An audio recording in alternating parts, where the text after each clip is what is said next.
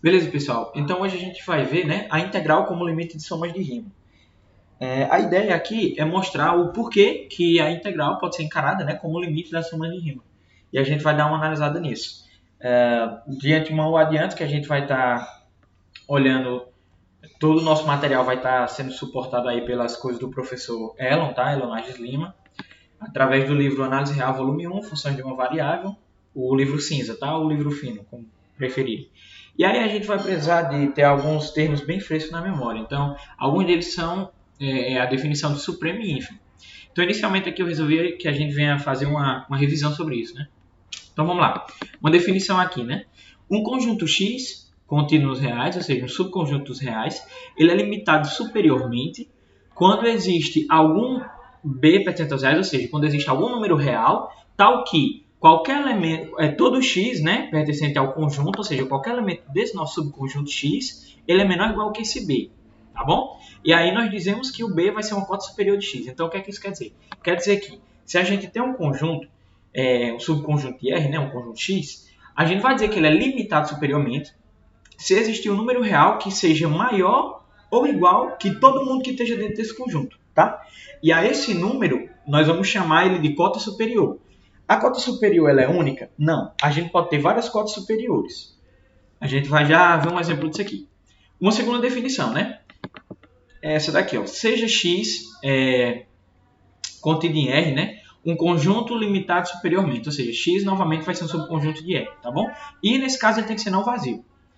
Aí a gente diz que o número beta pertencente aos reais, ele vai ser denominado supremo de x se esse beta é a menor das cotas superiores. Ou seja, como eu falei para vocês, a cota superior ela não é única. A gente pode ter várias cotas. E aí a menor dessas cotas a gente vai chamar de supremo do conjunto, ou seja, supremo de x. Tá? Então, um exemplo, como é que a gente faz isso? Bom, se a gente pega, por exemplo, o conjunto dos números naturais de 1 até 10, a gente sabe que ele é limitado superiormente, porque ele acaba no 10, tudo bem? A gente tem quais números? 1, 2, 3, 4, 5, 6, 7, 8, 9, 10. Beleza. Concorda comigo que, por exemplo, 14 ele é maior que todo mundo. Então, ele cumpre a condição de ser maior ou igual. Logo, ele é cota superior. Mas o 50 também é. O 100 também é. Certo? Mas também o 13 é. O 12 também é. O 11 também será. E o 10. Só que por que o 10 é, né? Você diz, mas o 10 está dentro do conjunto? Tá, não tem problema. Ele não faz nenhuma restrição de estar dentro ou fora do conjunto. Ele só pede que ele seja maior ou igual. E de fato, o 10 vai ser igual a ele mesmo, né? E vai ser maior do que todos os outros números desse nosso conjunto. E aí, o 10 acaba sendo a menor das cotas superiores, porque ele é o menor número real que cumpre essa condição, ok? E aí, por exemplo, a notação que a gente diz assim é tipo assim, ó, vamos supor que o beta, né, seja o nosso supremo, então beta é igual ao sup de x, né? Sup do nosso conjunto. Essa é a notação que a gente vai usar, tá bem? Essa é a nossa notação. Ok, então beta, né, vai ser igual ao sup de x. Beleza. De forma inteiramente análoga, pessoal, a gente só vai trocar alguns nomes, a gente consegue definir o que é uma cota inferior e o que seria um ínfimo. Então vamos lá. Um conjunto x ainda, né, contido nos reais, ele vai ser limitado inferiormente quando existe algum A pertencente aos reais, tal que A é menor ou igual do que x para todo x pertencente a x. Ou seja, a gente vai dizer que um conjunto X ele é limitado inferiormente quando existir um número real, que a gente aqui chamou de A, beleza? Tal que todos os elementos desse nosso conjunto X sejam maiores ou iguais do que esse nosso elemento. E aí, esse nosso número a gente vai chamar de cota inferior de X, tá bom? Novamente, a cota inferior não é única, tá? Da mesma forma que a cota superior não é única, a inferior também não é. E bom, vamos lá para a nossa definição do que seria o ínfimo, né? Uma definição é a seguinte: seja x contido em R, né, ou seja, um subconjunto dos reais também, de novo, de tal modo que ele seja um conjunto limitado inferiormente, tá? E não vazio, um número alfa pertencente aos reais é denominado ínfimo de x se esse alfa, né, é a maior das cotas inferiores. Então, de novo, por exemplo, se a gente pega o nosso conjunto do 1 até 10, né, a gente tem que, por exemplo, qualquer número negativo vai ser uma cota inferior desse conjunto. Por quê? Porque, por exemplo, menos 1 ele é menor ou igual do que qualquer elemento do nosso conjunto, né? Mas se a gente pegar menos 0,5, acontece a mesma coisa. Se a gente pegar o zero, acontece a mesma coisa, porque todo mundo aqui é menor ou igual que o zero. No caso, só menor, né? estritamente menor. E aí se eu pego, por exemplo, o 1, eu tenho que 1 é igual a ele mesmo e é menor do que todos os outros termos, né? Todos os outros elementos aí do nosso conjunto dos números naturais de 1 a 10, certo? Então o 1 seria nossa maior cota inferior, certo? E logo seria o nosso ínfimo. Aí aqui da mesma forma, né, a gente segue como notação alfa, né, que a gente chamou de ínfimo, igual ao inf do conjunto, tá? O inf de x, beleza? E aí, pessoal, para o nosso caso em particular aqui para demonstração de integrais, né, a gente vai precisar também da noçãozinha de supremo ínfimo de funções. Então, ó, dada uma função limitada, o que é uma função limitada? É que ela vai ser limitada superiormente e inferiormente, tá bom? Aí aqui ela está definida de x em R, né? Onde x é um subconjunto dos reais. Aí nós vamos lembrar o quê? Que o sup de f, ou seja, o supremo da função, e a gente também pode notar como sup de f de x, ele vai ser igual ao supremo, né? Ó, aqui é o sup de f de x, tal que x pertence a x. O que é que isso quer dizer? Quer dizer o seguinte, que o sup da função vai ser o sup da sua imagem. Então a gente pega todas as imagens, o que for o maior deles vai ser o nosso sup, tá? No caso, a menor das cotas superiores, tá? Vai ser o nosso sup.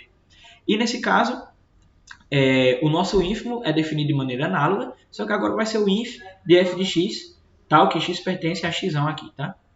Beleza? Então, pronto. A gente já viu essa primeira parte de revisão. A gente já sabe mais ou menos o que vai precisar de supremo ínfimo. E a gente agora vai ver uma questão chamada de partição, tá? Então, vamos a ela. Pronto, pessoal. Então, continuando aqui, né? O que é que a gente vai ter agora? Bom, nós ainda vamos ter que olhar outras definições, tá? Que, no caso, agora vai ser a definição do que é uma partição. Então, por exemplo, olha essa definição. Uma partição do intervalo fechado, né? AB, ele é um subconjunto finito de pontos de P, aí a gente chama de Pzão, vai ser o nome da nossa partição, né? Tal que ele tem aí o T0, o T1, o T2, o T3 até o Tn, de modo que todos esses elementos estejam contidos no nosso intervalo AB, certo? De modo que o T0 sempre seja o A e o Tn sempre seja o B. E a partir daí o T1, o T2, o T3 e assim por diante estejam todos em ordem, tá? Em ordem crescente, inclusive. Então T0 é menor do que T1, que é menor que T2 e assim por diante, tá bom, pessoal? E aí, a gente começa a se perguntar, por exemplo, sobre alguns intervalos dessa forma, né? T de -1 até T de I. Um intervalo desse, quando aparecer, ele vai ser chamado, tá? Ele é chamado de iésimo intervalo da partição, tá bom? Só anotar aqui. Iésimo intervalo da partição. A gente pode até botar o nome, né? Da partição P, ok? Aí notem, né? Notem que esse intervalo ele tem comprimento. Ele tem comprimento TI menos TI menos 1, certo? Por quê? Porque normalmente quando a gente está interessado em medir comprimento do intervalo, a gente está interessado em pegar o tamanho do intervalo todo, né? Então a gente vai do menor elemento até o maior. Então seria do TI menos o TI menos 1, né? Para não precisar usar o módulo aqui. E outra coisa, note inicialmente, né? Que se a gente, por exemplo, fizer o somatório de todos esses intervalos, né? Do TI menos o TI menos 1, com I variando de 1 a N, isso aqui vai dar B menos A. Por quê? Porque, por exemplo, se a gente for estender esse somatório aqui, né? Esse somatório aqui daria, começando com o I a partir do 1, ficaria T1 menos T0, certo? E aí depois, mais, o próximo ficaria agora com I igual a 2, né? T2 menos T1, T2 menos T1, aí o próximo seria o T3, né? E T3 menos, vamos aqui, T3 menos T2, e assim por diante, até a gente chegar no nosso último intervalo, ficaria Tn menos Tn menos 1, seu anterior, né? E note, pessoal, ó, que esse T1 vai cancelar com esse menos T1, esse T2 vai cancelar com esse menos T2, e assim por diante. Esse T3 vai cancelar com algum menos T3 que tem aqui, os outros termos também, e esse menos Tn menos 1 vai cancelar com alguém que está aqui também. De modo que vai sobrar só menos T0 mais o Tn. Só que da forma que a gente definiu, o T0 é o A e o Tn é o B, beleza? Então, isso aqui a gente tem que seria menos A mais B, que é a mesma coisa de B menos A, tá bom? Então, quando a gente faz o somatório completo de cada um do comprimento, né, de cada um dos iésimos intervalos, a gente acha o comprimento exato do nosso intervalo fechado AB, certo? Que seria B menos A. Tudo bem?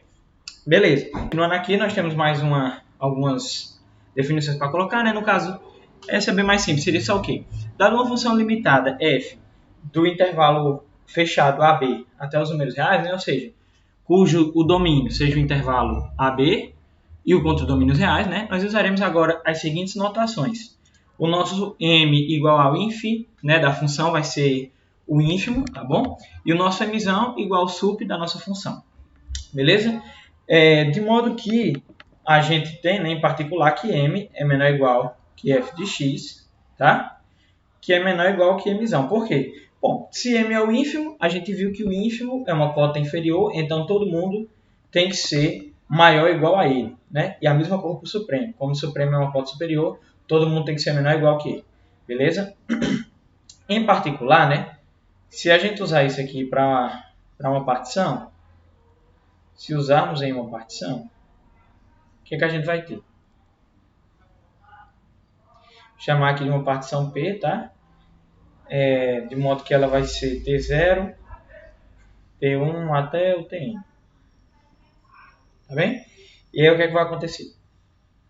Isso aqui, obviamente, é uma partição do intervalo que a gente está querendo, que no caso seria o intervalo AB. Certo? Nós então iremos usar notações MI para indicar o ínfimo, tá? De f de x, tal que o f de x vai estar entre ti menos 1, certo? Só ajeitar esse sinal aqui. Ti menos 1 e o ti. Mesma cor para o supremo. Só que aqui no caso é o sup, né? Sup de f. A mesma ideia aqui, né? Tal que x está entre ti menos 1 e ti, certo? Beleza. E a gente vai usar essas duas notações para indicar, respectivamente, o ínfimo e o supremo do iésimo intervalo, certo? Ínfimo e supremo do iésimo intervalo. Beleza. Então, com esses dois valores, a gente já está em vias de definir o que seria a soma inferior e a soma superior, certo? Relativa a f da partição P. Nós vamos aqui usar uma nova página. Deixa eu só anotar isso aqui, né? A soma inferior é inferior de f relativa à partição P.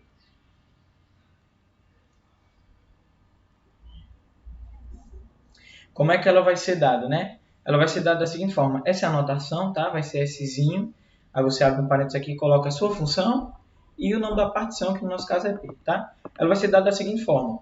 O ínfimo do primeiro intervalo, que seria T0 menos T... Aliás, T1 menos T0, né? Mais o ínfimo do segundo intervalo, então M2, que seria T2 menos T1. E assim por diante, tá? Mas até a gente chegar no Mn, que seria o máximo, né? Tn menos 1. E note, pessoal, que isso a gente pode escrever tudo isso como sendo somatório, tá bom?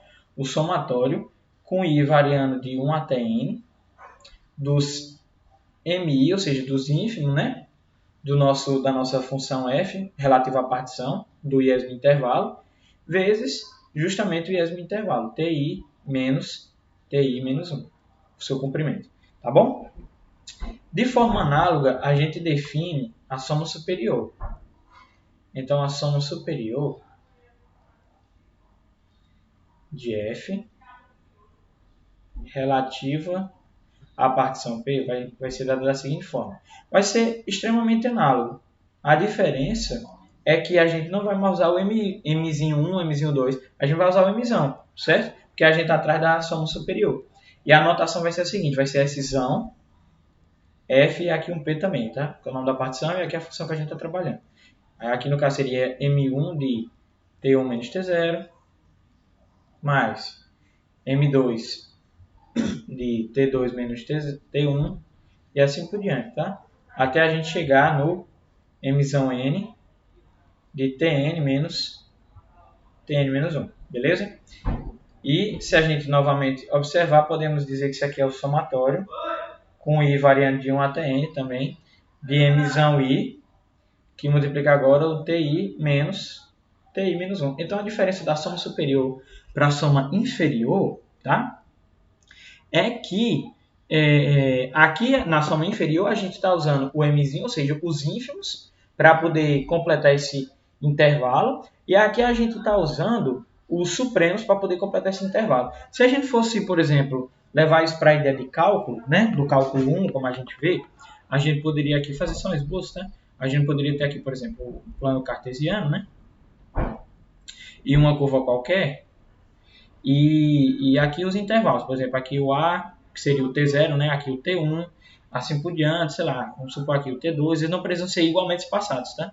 Aqui o T3 e assim por diante. Aqui o T4, deixa eu abrir um pouquinho de espaço. T4 aqui. Até a gente chegar no nosso último caso, que seria o B, tá? Então deixa eu ajeitar essa curva também. Eu vou só prolongar aqui.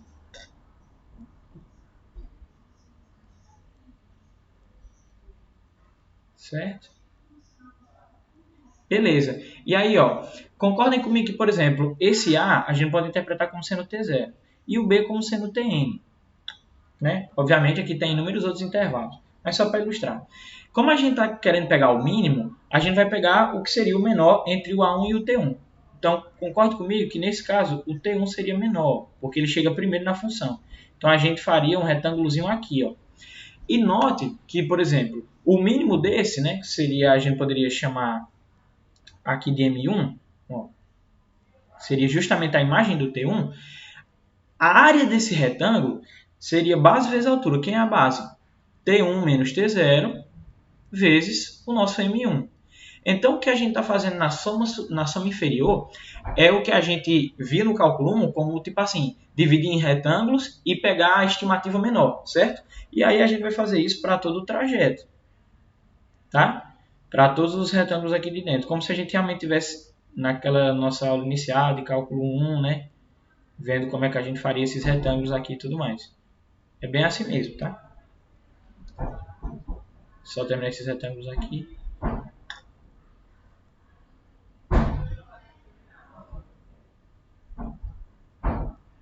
Certo, pessoal?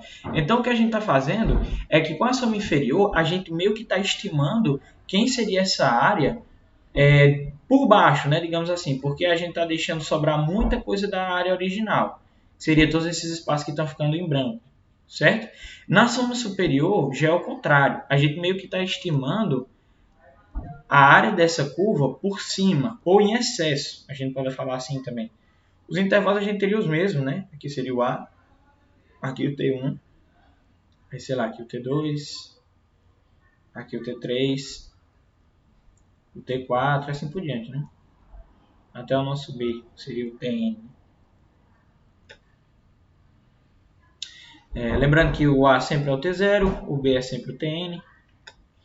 E aí, por exemplo, se a gente está tentando olhar a mesma curva, né? Seria alguma coisa mais ou menos assim. E agora a gente vai pegar por excesso. Então aqui, como a gente vai estar pegando o sup, vamos estar pegando o mzão. Então, por exemplo, aqui o maior de todos seria a imagem dual. E aí, olha, passaria aqui e chegaria no T1.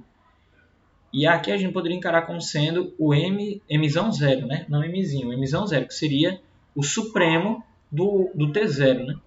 E aí, se a gente olhar para esse retângulo em particular, novamente vamos ter a mesma ideia de que a área dele vai ser a altura, né? Que é o mzão, vezes a base, que seria T1 menos T0. Beleza? Então, o que a gente está fazendo agora na nossa soma superior, nada mais é do que estimar essa área, só que por cima, né? Ou em excesso, se você preferir chamar assim também, não tem problema. Certo?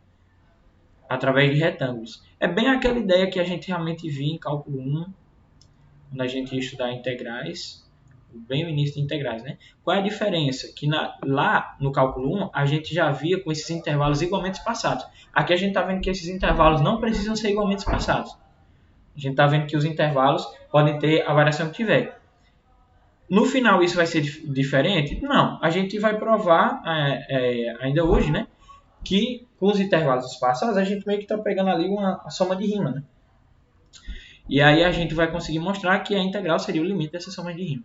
Então aqui eu só estou fazendo essa rachura aqui, né, para mostrar onde seria mais ou menos a área. E aí vocês conseguem notar que se a gente pegar a nossa figura inicial, a gente vai ter coisas passando aqui, certo? Bom, beleza. Só que, por enquanto, a gente só definiu o que é soma inferior e o que é soma superior. A gente ainda não pode dizer que isso são integrais. Mas, o que é que a gente pode fazer? A gente pode simplesmente dizer o seguinte, ó, que a integral... Só um instante. A integral inferior e a integral superior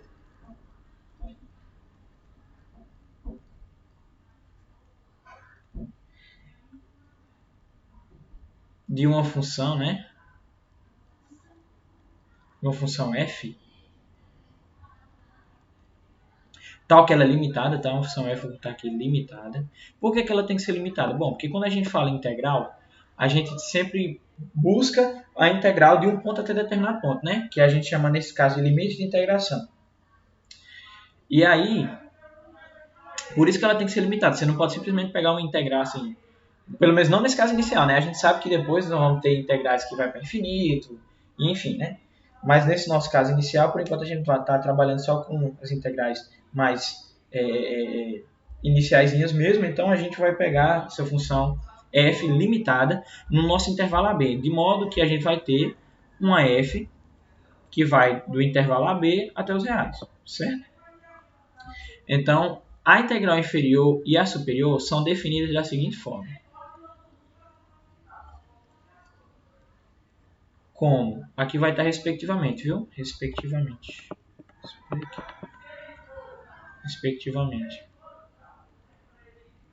Beleza, então a integral inferior vai ser, né? Então aqui é a integral de A até B, a gente delimita que ela é inferior com esse tracinho aqui, tá?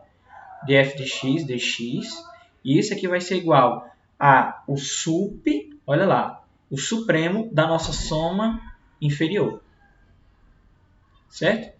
E a nossa integral superior vai ser a mesma integral de AB, só que agora é superior, né? Então o traço fica em cima, de f de x dx, que ela vai ser igual, né? Se aqui é o sup, então aqui tem que ser o inf. O inf do nosso Szão de f de p. Beleza? Então é assim que a gente vai começar definindo integrais. No caso, a gente ainda não sabe o que é uma integral. A gente só sabe o que é a integral inferior e o que é a integral superior. Certo? E aí a gente vai definir que a integral inferior vai ser o sup da soma inferior e a integral superior vai ser o inf das somas superiores. Ok? E como é que a gente sabe o que é uma integral de fato? Então a gente vai ter que uma função é integrável, né? F, sendo função, é integrável. Obviamente f naquelas condições lá, né? Limitada e de um conjunto de um intervalo AB para o nosso R, tá? É integrável. É integrável, né? Aliás, nossa função f é integrável se acontecer isso aqui, ó. A soma inferior for igual à nossa soma superior, tá? De f de x dx. E a gente vai denotar isso com uma integralzinha que a gente conhece, que é só a integral de A até B de f de x dx, certo? Então, beleza. Então, a gente já viu como é que a gente faz para definir integral. Já vimos o que é que acontece quando a função f é integrável, né? Que a sua soma inferior, a integral, aliás, inferior, tem que ser igual à sua integral superior. E a gente já viu o que é soma superior, já vimos o que é soma inferior, tá bom? Então, a gente já está aqui apto a entrar mesmo na parte de limites como, aliás, de integral como limite da soma de rima, tá? Então, bora ver como é que isso vai ficar. Bom, e agora para a gente continuar, né, nós temos mais uma definição. A definição aqui é para definir o que é uma norma de partição. Então, o que seria, né? A norma de uma partição, P, né, que vai de T0 até Tn, obviamente contida no intervalo AB, ela vai ser o número que a gente vai designar por módulo de P, né, que vai ser o maior comprimento Ti menos Ti menos 1. Ou seja, ele vai ser, a norma do número P vai ser o maior comprimento dos iésimos intervalos, ok? A gente vai precisar disso para o teorema a seguir. Então, tem o seguinte, o teorema. Seja f, né, uma função de a b até r, né, limitada, aí o que o teorema vai falar? Que para todo epsilon maior que zero dado, a gente consegue encontrar um delta maior que zero, ou seja, existe um delta maior que zero, tal que, se a norma de P for menor do que esse delta, isso implica que a soma superior, certo, de f da partição P vai ser sempre menor, tá, do que a integral superior, né, de a até b de f de x dx mais um epsilon qualquer. Do que, segundo o nosso teorema lá, dizia, né, que é um epsilon qualquer, desde que ele seja maior que zero e positivo. Beleza. Então vamos ver como é que a gente consegue fazer a demonstração desse teorema, tá? Certo, pessoal. Então a gente vindo aqui para a demonstração, vamos lá, vamos ver como é que a gente vai conseguir sair disso. Nós vamos fazer o seguinte, né? Suponha aqui um caso particular, um f de x, tá? De modo que ela seja maior ou igual que zero, para quando o f estiver ao menos no intervalo AB, certo? Então, o f pode ser qualquer outra coisa fora desse intervalo AB, mas no intervalo AB a gente quer que ele seja maior ou igual que zero, beleza? Mas aí, como a gente definiu a f nesse próprio intervalo, a gente não precisa se preocupar com o que é que vai ser da f fora desse intervalo aqui, porque seria todo o domínio, certo? Então, dado um epsilon maior que zero,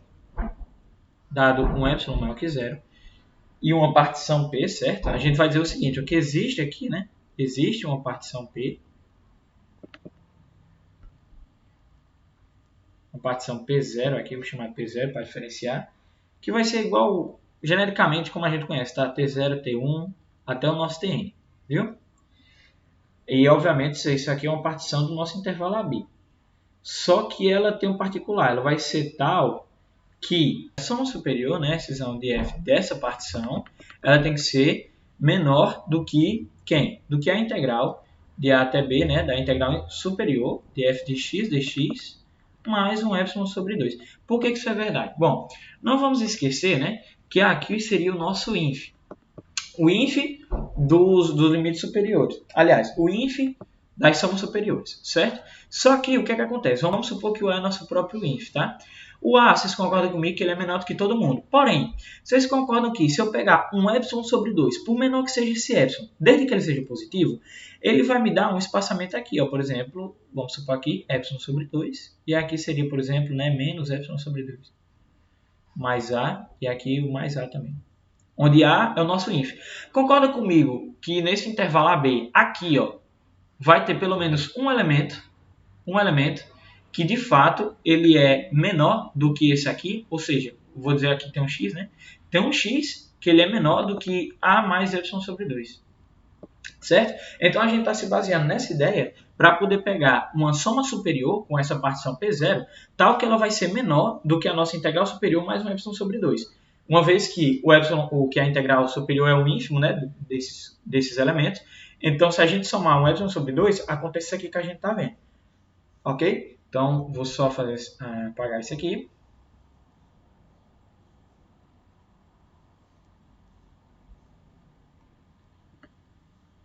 Beleza, e como é que a gente vai prosseguir agora? Bom, eu vou dizer que o mzão aqui vai ser o sup da nossa função f, tá bom? E aí, nós vamos tomar, né? Tomemos um delta, tal que o nosso delta ele vai estar entre 0, certo? E epsilon sobre 2mzão vezes n. Aqui é aquilo, né? Por que vai ficar que ele é menor do que epsilon sobre 2mzão mais n vezes n, né? Isso aqui é aquilo. Quando a gente chega no final, fica mais fácil descobrir o porquê que teria sido isso, né? É igual quando a gente está fazendo demonstração de limite pela definição. A gente vê que fica mais simples quando a gente primeiro termina o limite e depois volta para esses casos particulares para poder fazer essas restrições pro delta, tá? Aí o que é que nós vamos fazer, né? Se P é uma partição qualquer, né? ou qualquer partição de AB, tá?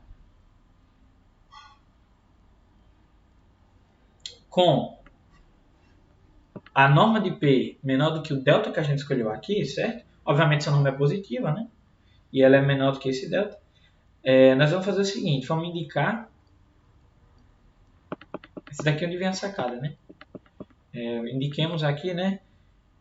Com a seguinte notação. Vai ser um intervalo de R de alfa menos 1 até R de alfa, certo?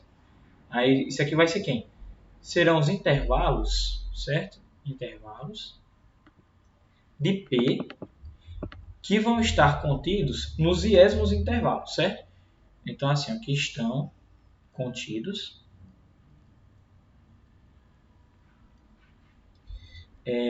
em algum, né?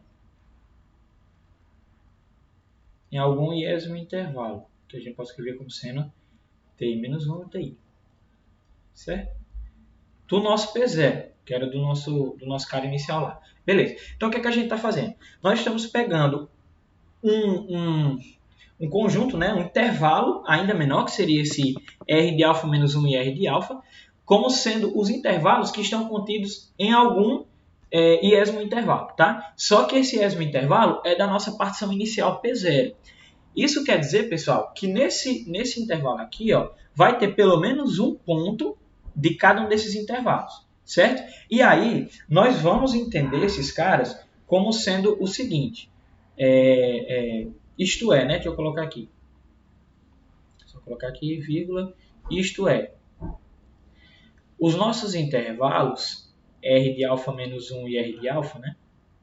Eles vão estar contidos em TI menos 1 e TI, certo?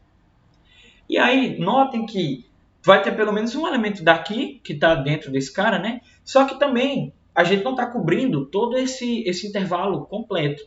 Então, vai ter algum elemento que também está fora. E aí, para a gente saber quem é os elementos que estão fora, a gente vai fazer o seguinte, ó, seja esse seguinte intervalo, R de beta menos 1 e R de beta, né? Os restantes intervalos, né? Os intervalos restantes, vai ficar melhor assim, os intervalos restantes. Que no caso é quem? São os intervalos que não vão estar completamente contidos aqui, ok? Vai ter alguma parte deles que está dentro e outra que está fora, mas não vai estar inteiramente contido aqui. Então, os intervalos restantes. E aí, né? Os intervalos restantes. E é aquilo que eu falei. Note que tem pelo menos um ponto em cada um desses caras.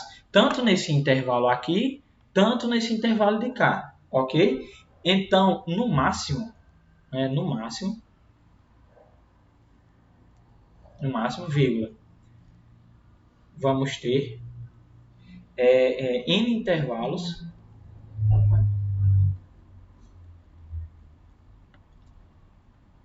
do tipo R de beta menos 1, R de beta, ok? Por quê? Justamente pelo fato de que R de beta menos 1 e R de beta vai ter pelo menos um ponto desse cara. Como esse cara aqui, a gente tem N intervalos desse esquema, né? Porque quando a gente faz essa soma aqui, a gente sabe que é o somatório de I variando de 1 até N. Então, a gente vai ter N intervalos desse. Então, a gente tem no máximo, N intervalos dessa forma aqui, ok? Podendo ter menos, certo? Ou exatamente igual a N, que seria o nosso máximo, mas não máximo, tudo bem? Então vamos aqui para a nossa próxima folha.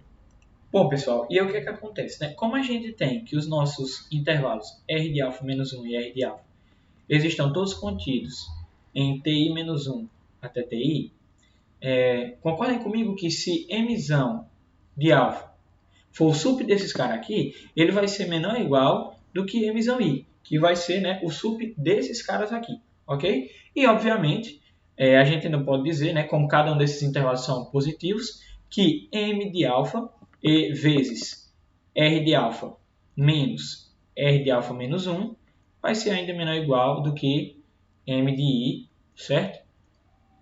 E multiplica TI menos TI menos 1, ok? Beleza. E aí, o que é que a gente tem? Nós temos que o nosso intervalo R de beta menos 1, deixa eu aumentar esse R, certo? e aqui o nosso R de beta, ele com certeza é menor do que o nosso delta, tá? Por quê? Porque se a gente está pegando aqui, vamos só voltar, se a gente está pegando aqui embaixo o nosso P, de modo que a norma dele seja menor do que o delta, então independente de qual for o intervalo, como a norma é o maior dos intervalos, ele vai ser sempre menor do que o nosso delta, tá bom? Então a gente pode dizer com certeza, com toda certeza do mundo, que, aliás, a notação corretinha seria isso aqui, ó, que esse cara implica que a distância dele, né, o comprimento desse intervalo, R de beta menos R de beta menos 1, é menor do que delta, ok? E, obviamente, a gente sabe que mzão de beta, né, ou seja, o supremo desse intervalo aqui, vezes esse comprimento, é menor do que mzão, ou seja, o sup da função original, né?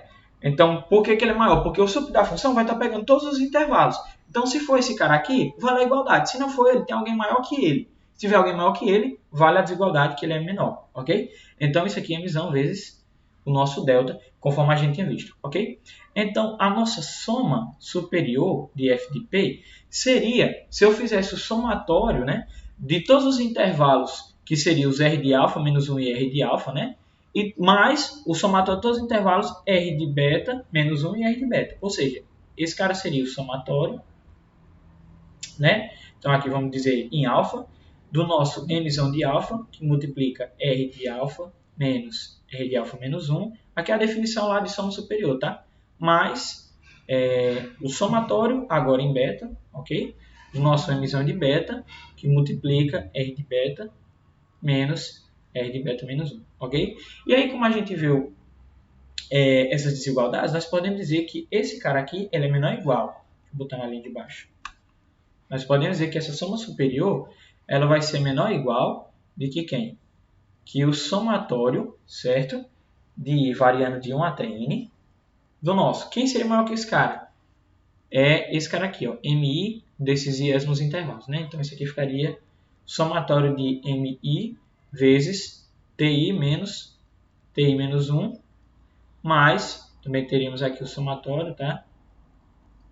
E variando de 1 até n, dos nossos mzão vezes nosso delta.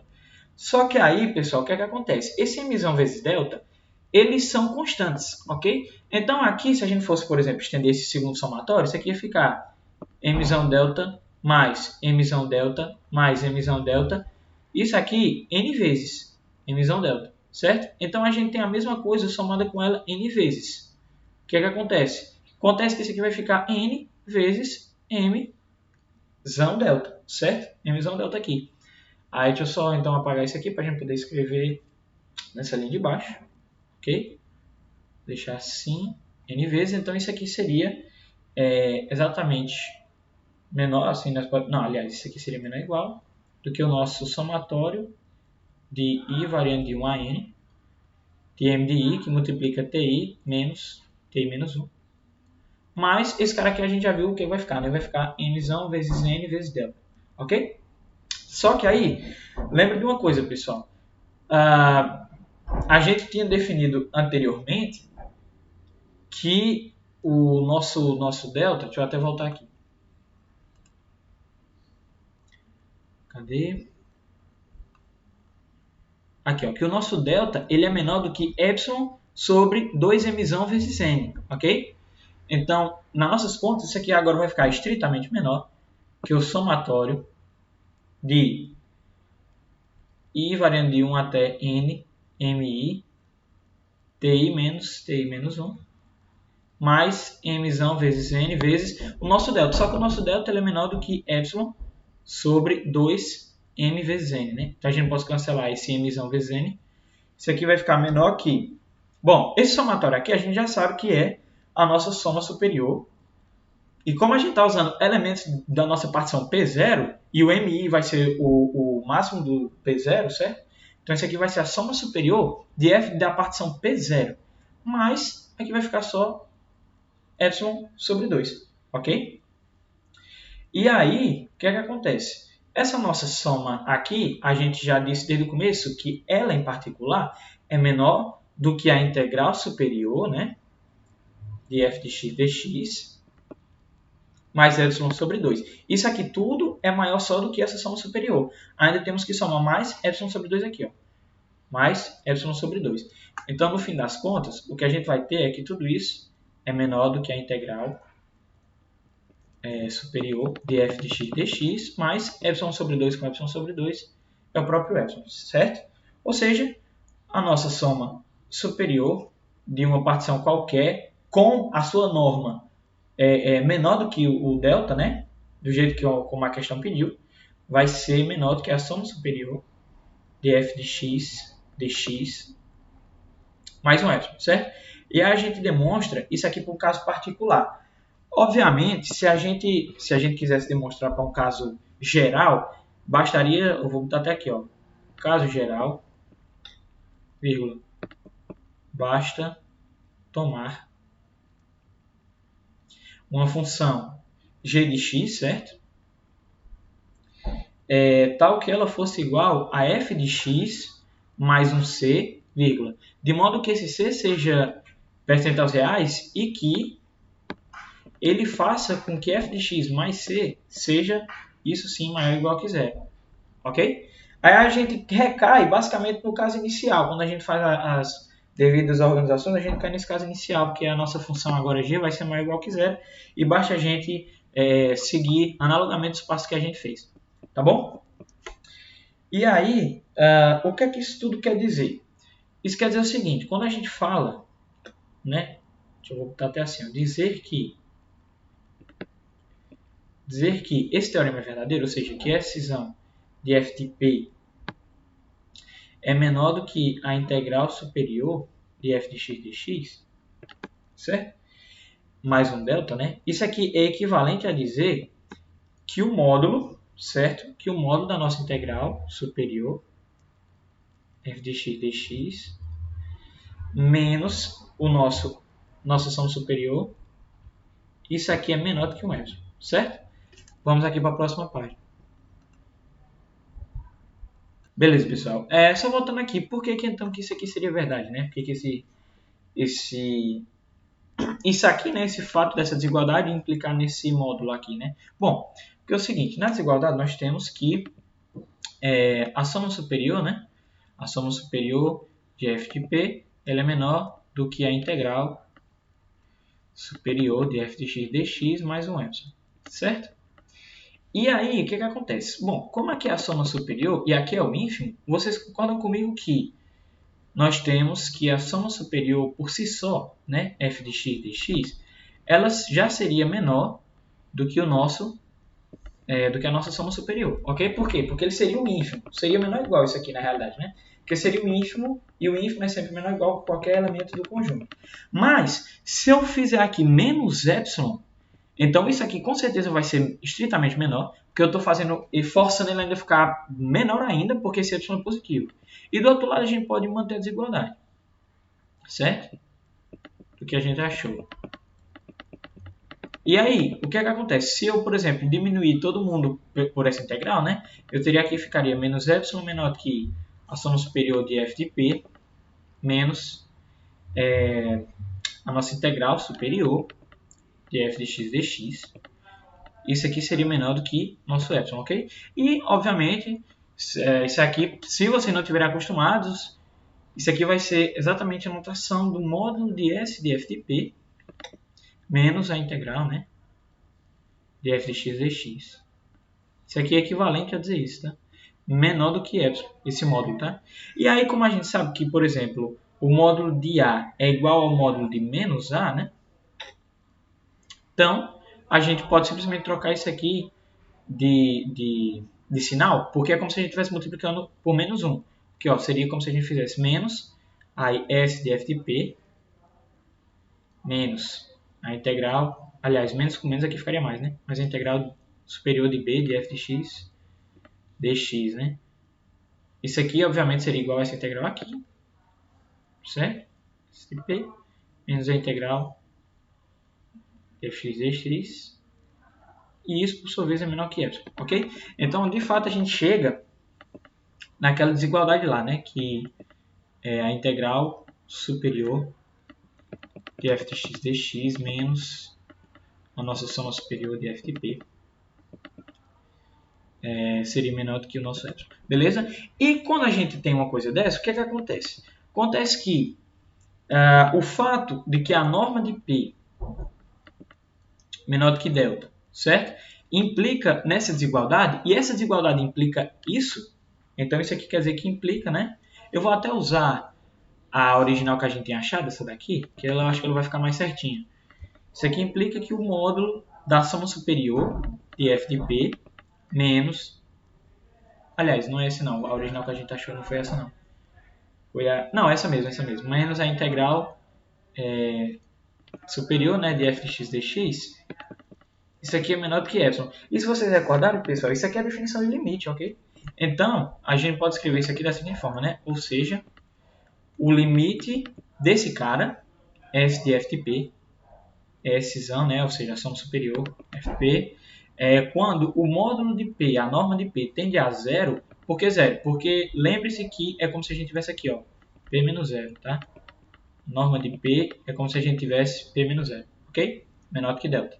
Definição de limite. Então, quando a norma de P tende a zero, isso aqui vai dar justamente a integral, né? Ou seja, seria esse L, que seria a integral superior de f de x dx, certo?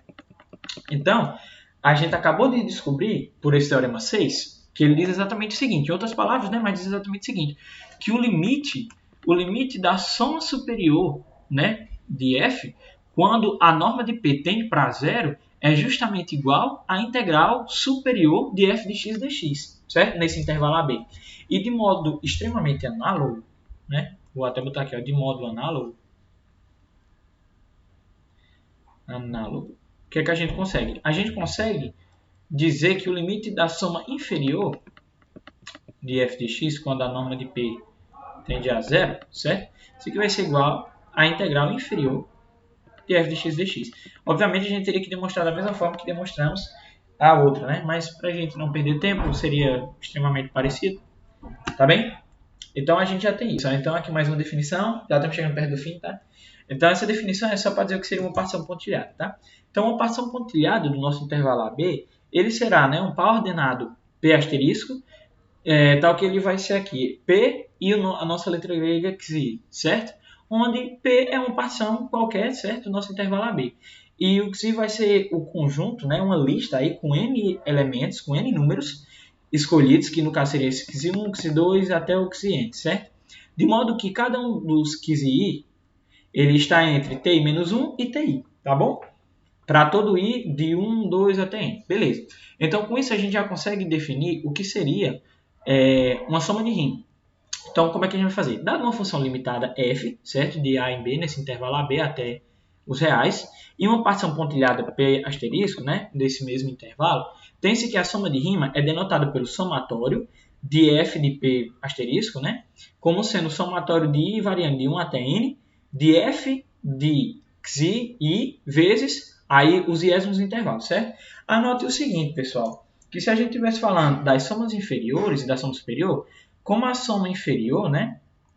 Como a soma inferior seria o somatório, deixa eu até colocar aqui, o somatório de variando de 1 até n, de mzinho, aliás, né, que a gente definiu, mzinho i, que multiplica ti menos 1. Concorde comigo que isso aqui é menor ou igual do que o somatório com i variando de 1 a n de f do nosso xi, certo?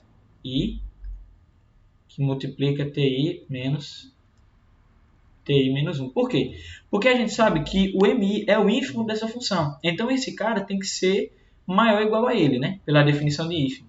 E, naturalmente, isso aqui tem que ser menor ou igual do que o somatório de i variando de 1 a n de mzão i, ou seja, o supremo, né? De ti menos 1. Que no caso aqui seria a nossa soma superior. Vou botar só excisão por falta de espaço. Mas então a gente pode dizer, obviamente, né, que Szinho, ou seja, a soma inferior da nossa partição, ele vai ser menor, certo? Ou igual que a soma de rima, né? Vou botar só assim, f de p asterisco, certo? Nossa soma de rima que, por sua vez, é menor do que a nossa soma superior. ok? LPzão. Beleza. E aí a gente também pode falar em limite da soma de rima. Bom, a gente disse que o limite da soma de rima vai ser o seguinte: limite quando a norma de P tende a zero do somatório de f de P asterisco. Isso aqui vai ser igual a um número I pertencente aos reais, certo? Quando esse limite existir. Quando existir limite, certo? Beleza. E agora, o nosso último teorema, teoremas que a gente vai de fato chegar onde a gente queria, né? Ele diz o seguinte: se f definido de A em B, né, em R, ela é integrável,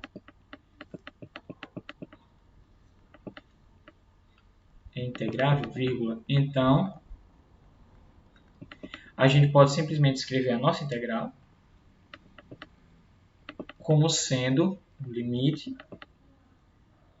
quando a norma de P tende a zero, né, das somas de rima. E de fato a gente pode fazer isso por quê? Asterisco. Por que a gente pode fazer isso? Por causa do seguinte, a demonstração é bem simples, né? Demonstração, bem mais simples que a outra. Na verdade, o outro teorema foi necessário para a gente poder fazer essa demonstração. A gente viu que se a função é integrável, né? Vamos lá. Se f é integrável, então a gente sabe que a nossa integral inferior vai ser igual à nossa integral superior, que é igual à nossa integral, certo? Isso do fato dela ser integrável, que é a hipótese da questão. Beleza. E aí, o que a gente sabe também? Nós sabemos que, pelo teorema 6, né, o limite da soma inferior, quando a norma de P tende a zero, isso aqui vai ser igual à integral inferior de A até B, de f de x dx. E também sabemos, né, que o limite, quando a norma de P tende a zero, da soma superior, certo? Ele é igual à integral superior de f de x dx. Ok? Só que, como a função é integrável, isso aqui é justamente igual à nossa integral completa. Então, o limite de szinho de f de p vai ser igual a nossa integral normal, certo? Porque isso aqui é igual à nossa integral normal. F de x dx. Certo? E a mesma coisa vai acontecer, né? Isso aqui também vai ser o mesmo limite da soma superior. Certo? E a gente acabou de ver que isso aqui é verdadeiro. Que a soma inferior é menor ou igual que a soma de rima, que é menor ou igual que a soma superior. Né? Acho melhor já botar em outra página aqui. Deixa eu fazer o seguinte. Ó. Como a soma inferior... Deixa eu diminuir esse S. Como a soma inferior ela é menor ou igual que a soma de rima, que por sua vez é menor ou igual que a soma superior, né?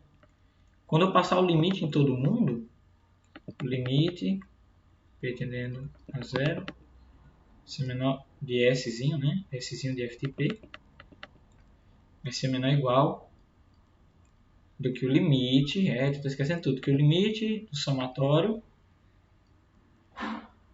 da soma de rima, né? Limite da soma de rima, que por sua vez é menor ou igual que o limite da soma superior de f de P, certo? Quando o módulo de P tende a zero. Bom, pelo teorema do confronto, né? O teorema do sanduíche, né? Pelo teorema do confronto, vou botar só assim, nós temos que esse limite aqui vai ser igual ao limite desses dois caras, se eles forem iguais. E a gente já viu que o limite desses dois caras são iguais, né?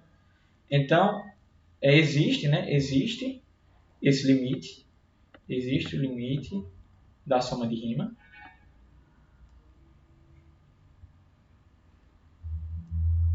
quando a norma tende a zero, e esse limite tem que ser igual ao limite desses dois caras, né? Porque é o mesmo. Então, o limite da soma de rima f de b asterisco, vai ser justamente igual à integral de a até b de f de x dx.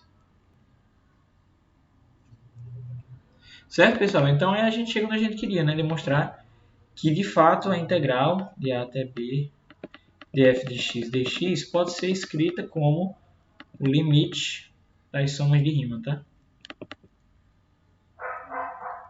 Limite das somas de Riemann. E bom, é só isso, tá, pessoal? A nossa aula de hoje vai ficando por aqui. E espero que tenham gostado e obrigado pela paciência.